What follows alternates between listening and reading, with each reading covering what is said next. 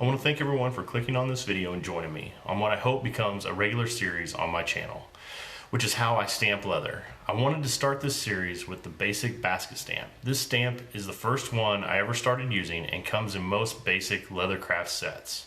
For this video, I'm using a Barry King No. 2 rope basket stamp. I hope you enjoy this video.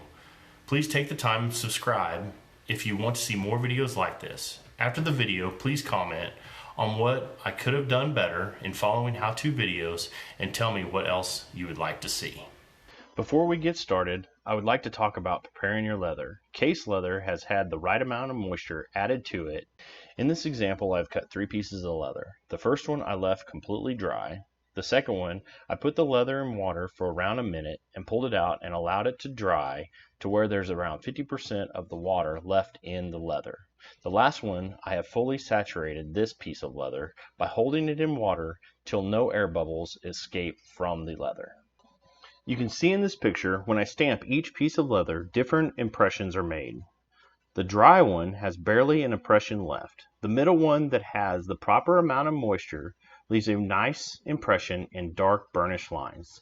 The last one that is oversaturated allows the stamp to go too deep. In front of me, I have a piece of leather that is 5 inches by 5 inches. I'm taking a pair of wing dividers set at 1 inch wide and marking a line on the inside of the leather. To set the angle of the basket stamp pattern, I'm going to place a mark at 1 inch on each line going away from the bottom right corner. That way, my angle is 45 degrees from that corner. A step that I think is very important is to mark out a set of guidelines to keep your pattern at the same angle throughout the project. You can see me using my ruler as a guide and scribing a light line in the area that is going to be stamped.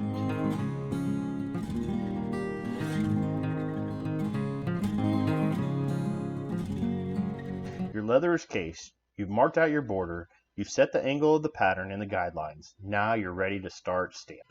The first line that you stamp is the most important. I always stamp away from me so I can line up the edge of the stamp to my guideline. When I set my second stamp, I will turn my leather around so again I can line up the edge of my stamp to the guideline. With your second stamp, you are going to overlap the legs of the basket stamp as shown in this picture. You will need to repeat this process until you have finished stamping your first line.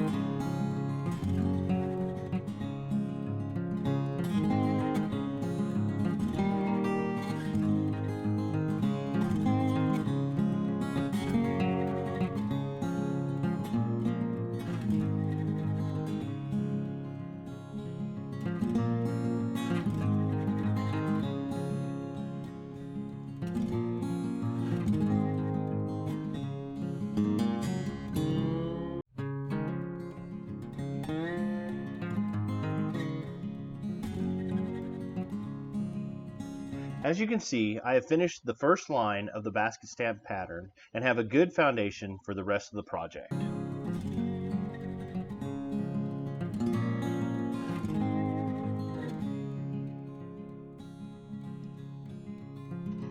Now I'm going to move on to the second line.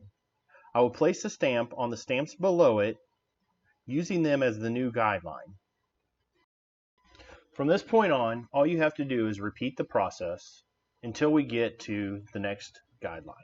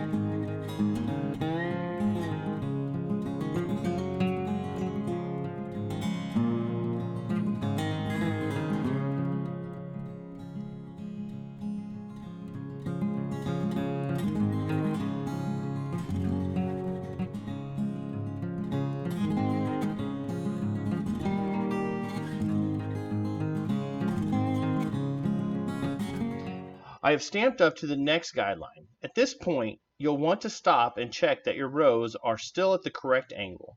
Visually check that the row is parallel to the guideline from the start to the end. If you have gotten off by any angle, you will want to make slight adjustments at the starting and ending stamps. This process comes with practice, so keep it up.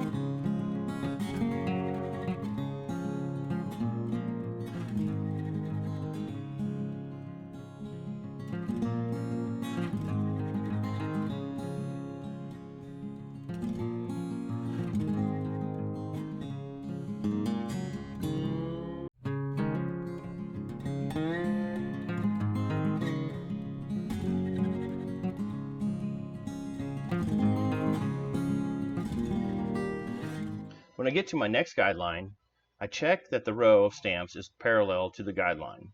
You will notice that my starting stamp is off, so I will have to make a small adjustment to correct this.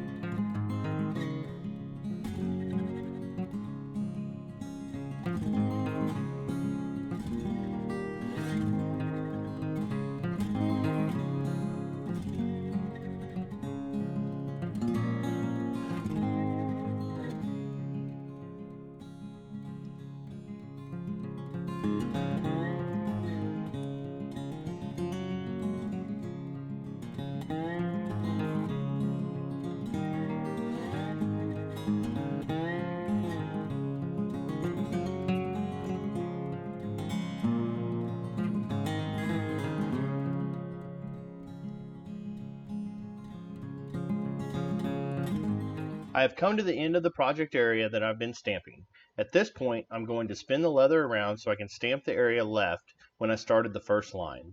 Remember, always stamp away from you so you can see where you're going. If you've enjoyed this video, please like and comment below and add any suggestions for my future videos. Also, please check out my other videos.